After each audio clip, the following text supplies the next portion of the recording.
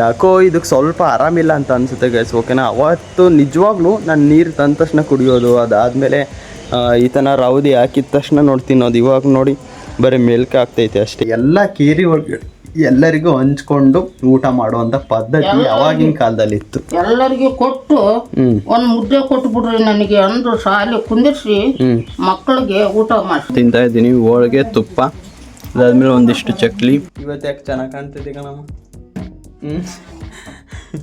ಹೂವು ಅದೆಲ್ಲ ಮುಟ್ಕೊಂಡು. Hi Chandu fam, ಎಲ್ಲರಿಗೂ ಗುಡ್ ಚಾಯ್ ಚಂದು ಚಾನಲ್ ಮತ್ತೊಂದು ವಿಡಿಯೋಗೆ ನಿಮಗೆಲ್ಲ ಪ್ರೀತಿಯ ಸ್ವಾಗತ. ಇವತ್ತಿನ ಈ ವಿಡಿಯೋನ ನಾನು ನಮ್ಮ ದೇವಸ್ಥಾನದಲ್ಲಿ ಸ್ಟಾರ್ಟ್ ಮಾಡ್ತಾ ಇದ್ದೀನಿ. ಅಲ್ಲಿ ಮನೆಯಲ್ಲಿ ಸ್ಟಾರ್ಟ್ ಮಾಡೋಕ್ಕಾಗಲಿಲ್ಲ, ಯಾಕೆ ಅಂತಂದರೆ ಸ್ನಾನ ಮಾಡಿ ಹಂಗೆ ಬಂದುಬಿಟ್ಟೆ. ಸೊ ಅದಕ್ಕೋಸ್ಕರ ನೋಡ್ತಾ ಇರ್ಬೋದು, ದೇವಸ್ಥಾನ ಹತ್ರ ಬಂದು ಇಲ್ಲಿ ಸ್ಟಾರ್ಟ್ ಮಾಡಿದ್ದೀನಿ. ಇಲ್ಲಿ ಬಂದ ತಕ್ಷಣ ಏನು ಅಂತ ಅಂದರೆ, ನಾನು ದೇವಸ್ಥಾನಕ್ಕೆ ಹೋಗಿ ಇಲ್ಲಿ ಒಂದು ರೌಂಡ್ ಹಾಕೊಂಬಂದು ಅದಾದಮೇಲೆ ನನಗೆ ಇಲ್ಲಿ ಒಂದು ಬಸವಣ್ಣ ಇದೆ ನೋಡಿ. ಅದು ಇದಕ್ಕೆ ನಾನು ಬಂದರೆ ಕಾಯ್ತಾ ಇರುತ್ತೆ ಗೈಸ್. ಓಕೆನಾ, ಯಾಕೋ ಈ ಕಡೆ ಕಟ್ತಾಯಿದ್ರು, ಇವತ್ತು ಇಲ್ಲಿ ಕಟ್ಟಿದ್ದಾರೆ ನೋಡಿ. ಓಕೆನಾ, ಬನ್ನಿ ಇವಾಗ ಇದಕ್ಕೆ ಒಂದು ಸ್ವಲ್ಪ ನೀರನ್ನು ಕುಡಿಸ್ತಾ ಇದೆ ಡೈಲಿ. ಇವತ್ತೂ ಕೂಡ ಅದೇ ಥರ ಮಾಡೋಣ. ಅದು ನೀರು ಕುಡಿಯುತ್ತೋ ಇಲ್ಲ, ಒಬ್ಬೊಬ್ಬರು 100-150 ಜನ ದಿನ ಬರ್ತಾ ಇರ್ತಾರೆ ಈ ದೇವಸ್ಥಾನಕ್ಕೆ. ಓಕೆನಾ, ಆದರೆ ಯಾರನ್ನೂ ಕೂಡ ನೀರು ಕುಡಿಸೋಕೆ ಅದಕ್ಕೆ ಬರೋದಿಲ್ಲ. ಸೊ ಅದನ್ನ ನೋಡೋಕ್ಕಾಗೋದಿಲ್ಲ, ಯಾಕೆ ಅಂತಂದ್ರೆ ನಾವಾದರೂ ಬಾಯ್ಬಿಟ್ಟು ಕೇಳ್ತೀವಿ, ಅದು ಬಾಯ್ಬಿಟ್ಟು ಕೇಳಲ್ಲ. ಸೊ ಬನ್ನಿ ನೋಡೋಣ. ಇಲ್ಲೆಲ್ಲಾದ್ರೂ ಬಕೆಟ್ ಇದ್ದರೆ ನೀರು ಕುಡಿಸಿ. ನೀರು ಯಾರೋ ಮಾರ್ನಿಂಗ್ ಕುಡಿಸಿದ್ರು ಅನಿಸುತ್ತೆ, ಡೈಲಿ ಯಾರು ಕುಡಿಸೋದಿಲ್ಲ ಗೈಸ್. ಓಕೆನಾ, ಅದು ಕೇಳೋಕ್ಕೂ ಆಗೋದಿಲ್ಲ, ಯಾರು ಕುಡಿಸೋದಿಲ್ಲ. ಇಲ್ಲಿ ಸ್ವಲ್ಪ ಇದಿರುತ್ತಲ್ಲ, ಇದು ನೋಡ್ತಾ ಇರ್ಬೋದು, ಸೆಪ್ಪೆ ಅಂತ ಹೇಳ್ತಾರಲ್ಲ, ಅದನ್ನು ಡೈಲಿ ನಾನು ತೊಗೊಂಡು ಹಾಕ್ತೀನಿ. ಬನ್ನಿ ಇವತ್ತು ಕೂಡ ಟ್ರೈ ಮಾಡೋಣ.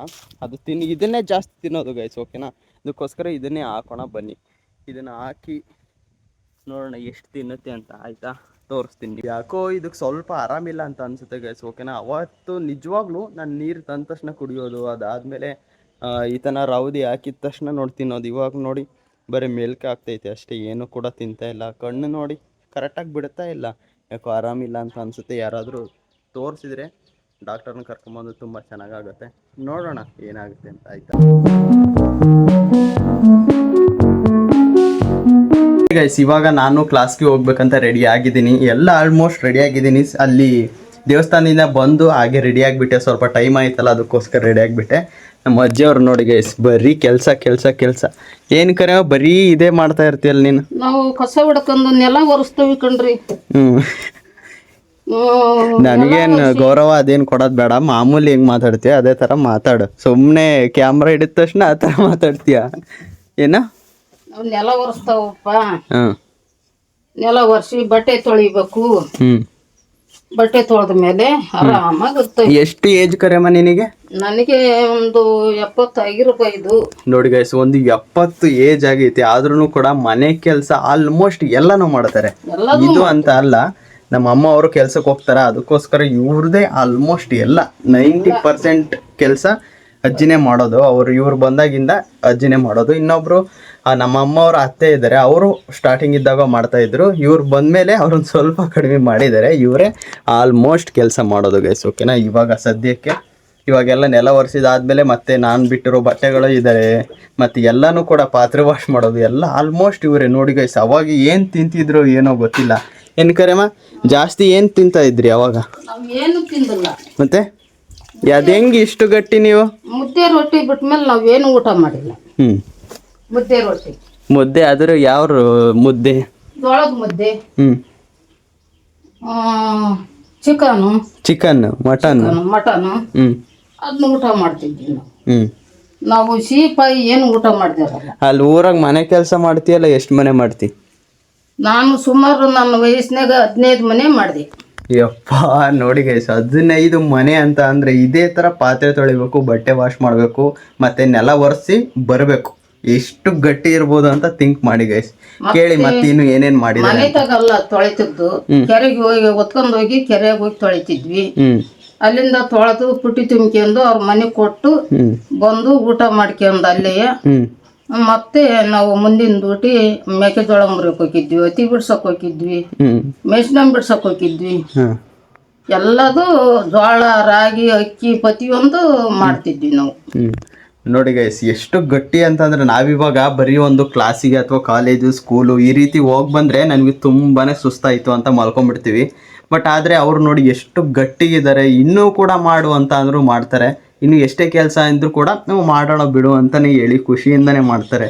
ಇದು ನಿಜವಾದ ಕೆಲಸ ಮಾಡೋದು ಇದು ಅಂತಂದರೆ ಅದಕ್ಕೆ ಹೇಳೋದು ಆರೋಗ್ಯವಾದ ಫುಡ್ ತಿನ್ನಿ, ಆರೋಗ್ಯವಾಗಿರಿ ಅಂತ ಹೇಳೋದು. ಆರೋಗ್ಯ ಎಷ್ಟು ಇಂಪಾರ್ಟೆಂಟ್ ಕರೆಮ? ನನ್ನ ಆರೋಗ್ಯ ಅಂದರೆ ನಾನು ಕಚಿ ಬಿಚ್ಚಿ ಊಟ ಮಾಡೋಳಲ್ಲ. ವಾಗತ್ತೆ ಒಂದು ಮುದ್ದೆ ಉಂಡ್ಬಿಟ್ರೆ ಮತ್ತೆ 8 ಗಂಟೆ ತನಕಲೂ ನಾನು ಮಿಸ್ಗೆಡೋದಿಲ್ಲ. ನೋಡಿ ಕರೆಕ್ಟಾಗಿ ಅದಕ್ಕೆ ಹೇಳೋದು. ಮುದ್ದೆ ಆಯಿತು, ಮನೇಲಿ ಇದ್ರಿ ಅಂತಂದ್ರೆ ನೀವು ಎಲ್ಲರಿ ಪಿ ಜಿ ಅಥವಾ ಹಾಸ್ಟೆಲಲ್ಲಿ ಇದ್ರಿ ಅಂತಂದ್ರೆ ಹಾಸ್ಟೆಲಲ್ಲಿ ಮಾಡ್ತಾರೆ. ಅದೇ ಪಿ ಜಿನಲ್ಲಿ ಇದ್ರಿ ಅಂತಂದ್ರೆ ಸ್ವಲ್ಪ ಮುದ್ದೆ ಸಿಗೋದು ಕಷ್ಟ. ನೀವು ಅದೇ ರೊಟ್ಟಿ ಆಗಿರ್ಬೋದು ಅದು ಇದು ಮನೇಲಿ ಮಾಡಿಸ್ಕೊಂಡು ಆಲ್ಮೋಸ್ಟ್ ಊಟ ಮಾಡಲಿಕ್ಕೆ ಟ್ರೈ ಮಾಡಿ. ಬರೀ ರೈಸನ್ನು ತಿನ್ನಕ್ಕೆ ಹೋಗ್ಬೇಡಿ. ಏನು ಕರೆಮ್ಮ, ರೈಸ್ನಲ್ಲಿ ಏನೈತೆ? ಏನು ಸುಖ ಇಲ್ಲ ಅದ್ರಾಗೆ. ನಾವು ಆರೋಗ್ಯ ಚೆನ್ನಾಗ ಅಂದ್ರೆ ನಾವು ಮುದ್ದೆ ರೊಟ್ಟಿ ಮೇಲೆ ಜೀವನ ಮಾಡಿರೋದು. ಅವತ್ತಿನ ಕಾಲದಾಗ ನಮಗೆ ಎಲ್ಲೇ ತರ್ತೀವಿ ಒಳ್ಳೇದು ಕೆಟ್ಟದ್ದು. ರೈಸ್ ಮಾಡಿದ್ರೆ ನಿಜವಾಗ್ಲೂ ಗಾಯ್ಸ್, ಬೇಕಾದ್ರೆ ನಿಮ್ಮಲ್ಲಿ 1995 1980s ಈ ಥರ ಇರ್ತಾರಲ್ಲ ಜನ, ಅವ್ರನ್ನ ಕೇಳಿ ಬೇಕಾದ್ರೆ ಯಾವಾಗಾದ್ರೂ ಅಪರೂಪಕ್ಕೆ ಏನಾದರೂ ಸ್ಪೆಷಲ್, ಇವಾಗ ಹಬ್ಬಗಳು ಮಾಡ್ತೀವಲ್ಲ ಅವಾಗ ಹೋಳಿಗೆ ಚಿಕನ್ ಆ ರೀತಿ ಮಾಡ್ತಾ ಇರ್ತೀವಿ ಇವಾಗ. ಆದರೆ ಅವಾಗ ನಮ್ಮ ಅಪ್ಪ ಅಮ್ಮವ್ರಿಗಾಗಿರ್ಬೋದು, ಇವ್ರ ಅಜ್ಜರಿಗಾಗಿರ್ಬೋದು, ಯಾವುದಾದ್ರೂ ಹಬ್ಬ ಇತ್ತು ಅಂದರೆ ಮಾತ್ರ ಅವರಿಗೆ ರೈಸ್ ಅನ್ನ ಸಿಗ್ತಾ ಇದ್ದಿದ್ದು. ಅದಾದಮೇಲೆ ಮಾಮೂಲಿ ದಿನಗಳಲ್ಲಿ ಬರೀ ಮುದ್ದೆ ಸಾಂಬಾರ್ ಜಾಸ್ತಿ. ಅದೇ ಏನ್ ಕರೆಮ್ಮ, ಹೊಲ ಕೆಲಸಕ್ಕೆಲ್ಲ ಹೋಗ್ತಿದ್ರಲ್ಲ ಊಟ ಮಾಡ್ತದ್ದು. ಅಂದ್ರೆ ನಾವು ಹಬ್ಬ ಮನೆಯಾಗ ಬಂದ್ರು ನೆರೋ ಜನಕ್ಕೆ ಹೋಗಿ ಇಸ್ಕೊಂಬಂದು ಹುಡ್ರು ಉಪ್ಪಿಡಿಗೆ ಊಟ ಮಾಡಿಸ್ತಿದ್ದೆ. ಮತ್ತೆ ಇವರು ಕೆಲಸ ಮನೆಗೆ ಹೋಗ್ತಿದ್ರಲ್ಲ ಗೈಸ್, ಅಲ್ಲಿ ಏನಾದ್ರು ಫಂಕ್ಷನ್ ಇತ್ತು ಅಂತ ಅನ್ಕೊಳ್ರಿ, ಕೇರಿನಲ್ಲಿ ಎಲ್ಲ ಮನೆ ಇರ್ತಿದ್ರಲ್ಲ ಹುಡುಗರೆಲ್ಲ, ಅವಾಗ ರಜೆ ಇರ್ಬೋದು ಮಾಮೂಲಿ ಇರ್ಬೋದು ಏನೇ ಇದ್ರೂ ಕೂಡ ಪರವಾಗಿಲ್ಲ, ಅಲ್ಲಿ ಹೋಳಿಗೆ ಏನೇ ಮಾಡಿದ್ರು ಒಂದು ಇಸ್ಕೊಂಬರೋರು. ಮತ್ತು ಎಲ್ಲ ಕೇರಿ ಒಳಗೆ ಎಲ್ಲರಿಗೂ ಹಂಚ್ಕೊಂಡು ಊಟ ಮಾಡುವಂಥ ಪದ್ಧತಿ ಅವಾಗಿನ ಕಾಲದಲ್ಲಿ ಇತ್ತು. ಎಲ್ಲರಿಗೂ ಕೊಟ್ಟು ಒಂದು ಮುದ್ದೆ ಕೊಟ್ಟು ಬಿಡ್ರಿ ನನಗೆ ಅಂದ್ರು ಶಾಲೆ ಕುಂದಿರ್ಸಿ ಮಕ್ಕಳಿಗೆ ಊಟ ಮಾಡಿಸಿದ್ದೆ. ಇದು ಗೈಸ್ ನೋಡಿ, ಇವಾಗಿನ ಕಾಲದಲ್ಲಿ ಯಾರು ಕೊಡ್ತಾರೆ ಗೈಸ್? ನಮಗೆ ಸಾಲದೋಯ್ತು, ನಮಗೆ ಆಗಲ್ಲ ಅಂತ ಹೇಳ್ತಾರೆ. ಆದರೆ ಅವಾಗಿನ ಕಾಲದಲ್ಲಿ ನೋಡಿ ಹಂಚ್ಕೊಂಡು ತಿನ್ನುವಂಥ ಒಂದು ಸಮಾಜದಲ್ಲಿ ಎಲ್ಲ ಜನನೂ ಅದೇ ಥರ ಇದ್ರು ಗೈಸ್ ಅವಾಗಿನ ಕಾಲದಲ್ಲಿ. ಬಟ್ ಆದರೆ ಇವಾಗ ನಮಗೆ ಸಿಕ್ಕರೆ ಸಾಕು, ನಾವೇ ಬೆಳೆದ್ರೆ ಸಾಕು, ನಾವೇ ಇದ್ರೆ ಸಾಕು ಅನ್ನೋ ಕಾಲ ಬಂದೈತೆ. ಏನು ಕರೆಮ್ಮ? ಹೌದು. ಇವಾಗಿನ ಕಾಲದಲ್ಲಿ ಯಾರು ಆ ಥರ ಮಾಡ್ತಾರೆ ಹೇಳು? ಯಾರು ಮಾಡಲ್ಲ. ನಾವಿದ್ರೆ ಸಾಕು, ಬೆಳೆದ್ರೆ ಸಾಕು ಅಂತಾರೆ. ಈಗಲೂ ಅವ್ರು ಏನಂತಾರ ಗೊತ್ತಾ? ನಮ್ ಕರಿಯಕ್ಕ ಸತ್ರೆ ನಮ್ಗೆ ಅನ್ನ ಹುಟ್ಟಲಾಕಿ ಮರ್ತ್ರೆ ನಾ ಆಕಿ ದೇವ್ರಂತ ಮನ್ಸಿ ಒಂದ್ ಮಾತಾಡಲ್ಲ, ಒಂದ್ ಕತೆ ಆಡಲ್ಲ. ಆಕಿ ನಾವು ಆಕಿ ಸತ್ಲು ಅನ್ನೋ ಸುದ್ದಿ ಕೇಳಿ ನಾವು ಅಷ್ಟ್ರು ಹೋಗ್ಬೇಕು, ಆಕಿ ದಫನ ಮಾಡ್ಬೇಕು, ಆಕಿ ಸಮಾರಾಧನೆ ಮಾಡ್ಬೇಕು, ನಾವ್ ಎಲ್ಲದೂ ಮಾಡ್ಬೇಕು ಅಂತ ಅವ್ರು ಇವತ್ತು ಕಣ್ಣೀರ್ ಹಾಕ್ತಾರ. ಹೊತ್ತು ನಾನು ದಾನ ಧರ್ಮ ಮಾಡಿದ್ದು ನನಗೆ ಉಳ್ದತ್ತದು. ನೋಡಿ ಗೈಸ್, ಇವತ್ತಿನ ಏಜಿನವರೆಗೂ ಕೂಡ ಇವ್ರಿಗೆ ಯಾವುದೇ ಥರ ಒಂದು BP ಆಗಿರ್ಬೋದು, ಶುಗರ್ ಆಗಿರ್ಬೋದು, ಯಾವುದೇ ಥರ ಆರೋಗ್ಯ ಸಮಸ್ಯೆ ಅಂತ ಸಣ್ಣ ಪುಟ್ಟದ ಆರೋಗ್ಯ ಸಮಸ್ಯೆ ಬರುತ್ತೆ.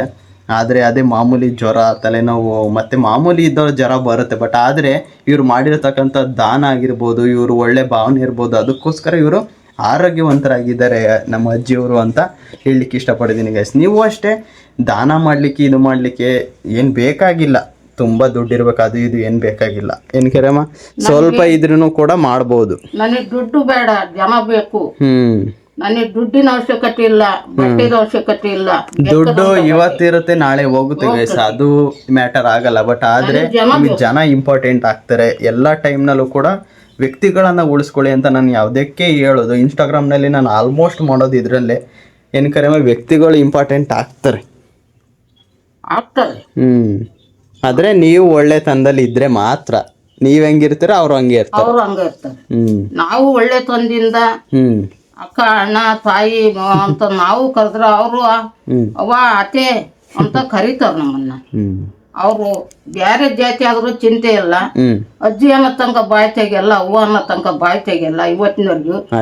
ಆದ್ರೂ ಆರೋಗ್ಯ ಮಾತ್ರ ನನಗೆ ಶುಗರ್ ಇಲ್ಲ, BP ಇಲ್ಲ, ಯಾರು ಇಲ್ಲ.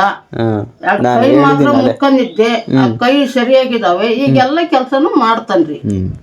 ಓಕೆ ಗೈಸ್, ಇದು ನಮ್ಮ ಅಜ್ಜಿಯವರ ಮಾತಾಯ್ತು. ಬನ್ನಿ, ಇವಾಗ ಆಲ್ಮೋಸ್ಟ್ ಆಲ್ರೆಡಿ ಟೈಮ್ ಆಯಿತು, ಬನ್ನಿ ಹೋಗೋಣ. ಇವಾಗ ಕ್ಲಾಸಿಗೆ ಹೋಗ್ಬೇಕು. ಆಲ್ರೆಡಿ 11 ಆಯಿತು, 11:30 ಆ ಥರ ಬಸ್ ಇರೋದು. ಅಲ್ಲಿಗೆ ಹೋಗಿ ಮತ್ತೆ ಸಿಗ್ತೀನಿ ಗೈಸ್. ಬಂದು ಮತ್ತೆ ಸಿಗ್ತೀನಿ. ಒಂದು ನಮ್ಮ ಅಜ್ಜಿಯವರಿಗೆ ಮೇಕಪ್ ಅಂತ ಮಾಡು ಅಂತ ಹೇಳಿದ್ದೀನಿ. ಬಂದ ಮೇಲೆ ಟ್ರೈ ಮಾಡೋಣ ಗೈಸ್. ನಾನು ಕ್ಲಾಸನ್ನು ಮುಗಿಸಿ ಇವಾಗ ತಾನೇ ಬಂದು ಡ್ರೆಸ್ಸನ್ನು ಚೇಂಜ್ ಮಾಡಿದ್ದೀನಿ. ಅಮ್ಮ ನೋಡು ಹೊಟ್ಟೆ ಹಸಿವಾಗಿದೆ ಅಂತ ಅಂದ್ರೆ ಏನು ಕೊಡಿದ್ರೆ ಅಮ್ಮ ಒಂದೇ ತಿಂತೆ. ಏನಮ್ಮ ನೋಡಿ ಗೈಸ್, ಏನೋ ಅಮ್ಮ ಅವ್ರ ಶೀಕರಣೆನ ಮಾಡ್ಕೊಂತದ. ನನಗೆ ಇನ್ನೂ ರೈಸನ್ನು ಇವಾಗ ಮಾಡೋಕೆ ಇಟ್ಟಿದ್ರೆ ಹೊಟ್ಟೆ ಹಸುವಾಗಿದೆ. ಮಗುಗೆ ಬಂದ ತಕ್ಷಣ ಏನಾದರೂ ಕೊಡೋಣ ಅಂತ ಅನ್ನೋದೇ ಇಲ್ಲ ನೋಡು. ಏನಮ್ಮ ನೋಡಿ, ಇದ್ರಿಗೆ ಕುಂದ್ರಸ್ಕೊಂಡು ಹೆಂಗೆ ತಿಂತವ್ರು. ಏನು ಅನ್ಸಲ್ಲ ನಿನಗೆ?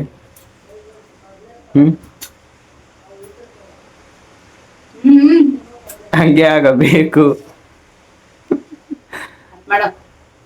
ಏಕೆ ತಿನ್ನ ತೋರಿಸ್ಬಾರ್ದ? ನೋಡಿ ಗೈಸ್, ಒಬ್ರೆ ಹೆಂಗ್ ತಿಂತವ್ರು, ನನಗೆ ಕೊಡದಿರ. ಅದೇನೋ ನಿನ್ನೆ ಹೋಳಿಗೆ ಕಟ್ಟನ್ನು ಮಾಡಿದಾರೆ, ನನಗೆ ತಿನ್ಬೇಕಂತ ಅನ್ಸಿಲ್ಲ. ಅದರಲ್ಲಿ ಏನ್ ಮಾಡೋದು, ಇವಾಗ ಒಂದೆರಡು ಹೋಳಿಗೆ ತಿಂದು ಬಿಸಿ ರೈಸ್ ಮಾಡ್ತಾವ್ರ, ಅದರಲ್ಲೇ ತಿನ್ಬೇಕು. ಹೊರಗಡೆ ಮಳೆ, ಫುಲ್ ಮಳೆ ಇದೆ ಗೈಸ್. ಅಂದ್ರೆ ಹಿಂಗೆ ಔಟ್ ಸೈಡ್ ಒಂದ್ ಸ್ವಲ್ಪ ಹೊರಗೆ ಹೋಗಿ ಏನಾದ್ರು ಮಾಡ್ಬೋದಾಗಿತ್ತು. ಬಟ್ ನೋಡೋಣ ಇವಾಗ ಏನಾಗುತ್ತೆ ಅಂತ. ಇವಾಗ ಬನ್ನಿ, ಬಿಸಿ ರೈಸ್ ಆದ್ಮೇಲೆ ಊಟ ಮಾಡೋದಷ್ಟೇ. ಇಷ್ಟು ಜನ ಬರೀ ಸೆಕೆ ಸೆಕೆ ಅಂತ ಹೇಳ್ತಾ ಇದ್ವಿ, ಬಿಸಿಲು ಅಂತ ಹೇಳ್ತಾ ಇದ್ವಿ. ಮಳೆ ನೋಡಿ ಎಷ್ಟು ಕೂಲಾಗಿ ಬರ್ತಾ ಇದೆ ಅಂತ.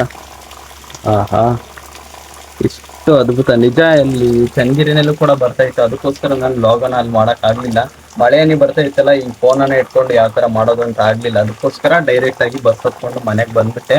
ನಾನು ಬರ್ಬೇಕಾದ್ರೆ ಏನ್ ಮಳೆ ಇರ್ಲಿಲ್ಲ, ಬಟ್ ಇವಾಗ ಸ್ಟಾರ್ಟ್ ಆಗೈತೆ. ಈ ದೇವ್ರು ನನ್ನ ಕಡೆ ಇದ್ದಾನೆ ಅಂತ ಅನ್ಕೊಳ್ಳಿ. ನೋಡಿ ಎಷ್ಟು ಚೆನ್ನಾಗಿ ಬರ್ತೈತೆ. ಅಂದ್ರೆ ಜೋರಾಗೂ ಕೂಡ ಬರ್ತಾ ಇಲ್ಲ, ಒಂದ್ ಸ್ವಲ್ಪ ಲೈಟ್ ಆಗೂ ಕೂಡ ಬರ್ತಾ ಇಲ್ಲ. ನಿನ್ ಕರೆಮ್ಮ ಅಲ್ಲೇ ಮಧ್ಯಾಹ್ನ ಊಟ ಮಾಡಿದೆ? ಏನು ಊಟ? ಅನ್ನ ಸಾರು ಕಟ್ಟು. ಅದ್ ಹೆಂಗ್ ಊಟ ಮಾಡ್ತಿರೋ ಏನು?